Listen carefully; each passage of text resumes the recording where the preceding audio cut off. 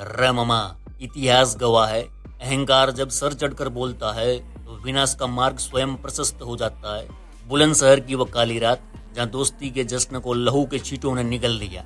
एक ऐसा mister UP जिसकी रगों में अनुशासन नहीं बल्कि बारूद की गर्मी दौड़ रही थी, जीतू सैनी। एक ऐसा नाम जिसने चंद मिनटों के सनक में 3 परिवार के चिराग बुझा दिए। लेकिन क्या उसे पता था कि कानून के हाथ उसकी पहुंच से कहीं ज्यादा लंबे हैं। 25 अप्रैल को जो खूनी खेल शुरू हुआ उसका अंत 30 अप्रैल की सुबह इंसाफ की गोलियों से होगा, ये किसी ने नहीं सोचा था। आज की इस विशेष इन्वेस्टिगेशन रिपोर्ट में हम खोलेंगे उस एनकाउंटर की परतें जो महज एक पुलिस कार्रवाई नहीं बल्कि जराइम की दुनिया को एक सीधा संदेश था। तो आज आप और हम गवाह बनेंगे उस अंजाम का जहां बुलेट का जवाब सिर्फ बुलेट से मिला। हम छो मजा मार ममा। 25 अप्रैल की वह मनहूस शाम बुलंदशहर के खुर्जा की गलियों में हवा शांत थी, लेकिन आरजेएस फिटनेस जिम के भीतर एक भयानक तूफान की पटकथा लिखी जा रही थी। जीतू सैनी का जन्मदिन था। हंसी ठिठोली, संगीत और भाईचारे का माहौल। किसी को नहीं पता था कि जिम के लोहे और डंबल्स के बीच आज मौत का लोहा भी गरजने वाला था। विवाद क्या था? सिर्फ एक महज चंद ग्राम शक्कर और क्रीम का वह टुकड़ा जीतू सैनी के अहंकार से टकरा गया। प्रत्यक्षदर्शियों की रूह आज भी कांप जाती है जब वे बताते हैं कि कैसे चेहरे पर केक लगाने की एक छोटी सी बात पर जीतू का मिस्टर यूपी वाला संयम ताश के पत्तों की तरह ढह गया। उसने अपनी कमर से पिस्टल निकाली और अपने ही जिगरी दोस्तों पर गोलियों की बौछार कर दी। अमरदीप, मनीष और आकाश, 3 नौजवान, 3 सपने और 3 हंसते खेलते परिवार एक पल में मातम की काली चादर में लिपट गए। ये सिर्फ मर्डर नहीं था रे, ये विश्वास का कत्लेआम था। जीतू सैनी, ये नाम बुलंदशहर के लिए अनजाना नहीं था।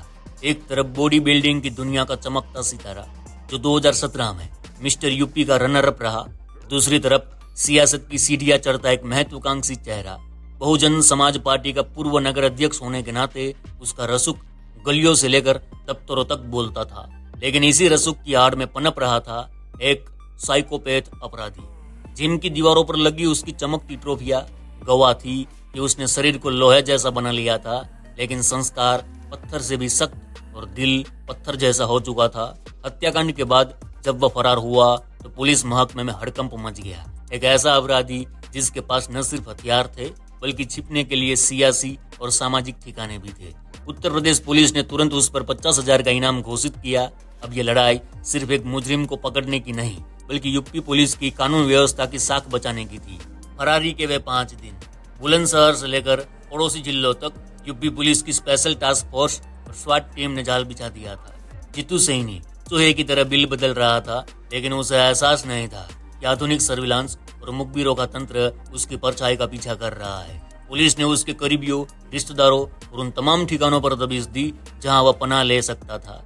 शहर में तनाव था, लोगों में आक्रोश था और सड़कों पर पुलिस के सायरन की गूंज। 25 अप्रैल से 30 अप्रैल के बीच के वे 120 घंटे पुलिस के लिए किसी परीक्षा से कम नहीं ठहरे। हर नाके पर चेकिंग, हर संदिग्ध पर नजर।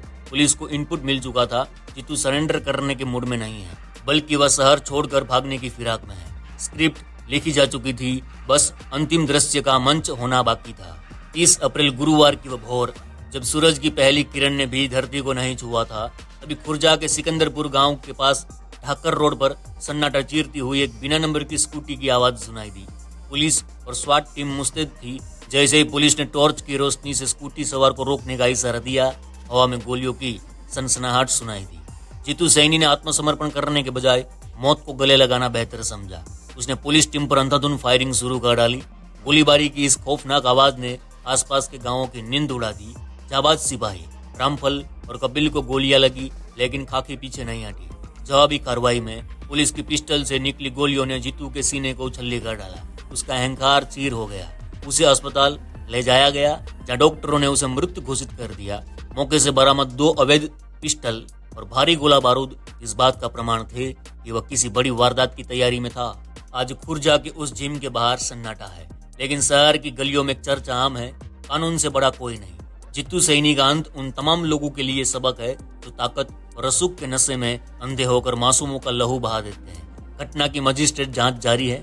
5 सहयोगी सलाखों के पीछे हैं। बाकी फरार आरोपियों के लिए पाताल तक घेराबंदी कर दी गई है। यूपी पुलिस का 0 टॉलरेंस मैसेज साफ है। अपराध करोगे तो अंजाम के लिए तैयार रहो। 3 नौजवानों की हत्या का बदला शायद उनके परिवारों के घाव न भर पाए, लेकिन इंसाफ की इस गोली ने समाज को ये भरोसा जरूर दिया है कि अन्याय की उम्र लंबी नहीं होती। जराइम की दुनिया की ये कहानी आज यहाँ खत्म हो गई, लेकिन याद रखिए कानून की आंखें हमेशा खुली रहती हैं। तो वीरे सतर्क रहे, सावधान रहे। तो आज के लिए बस इतना ही। चलो इस गुज्जू भाई का राम राम, मिलते हैं वीर।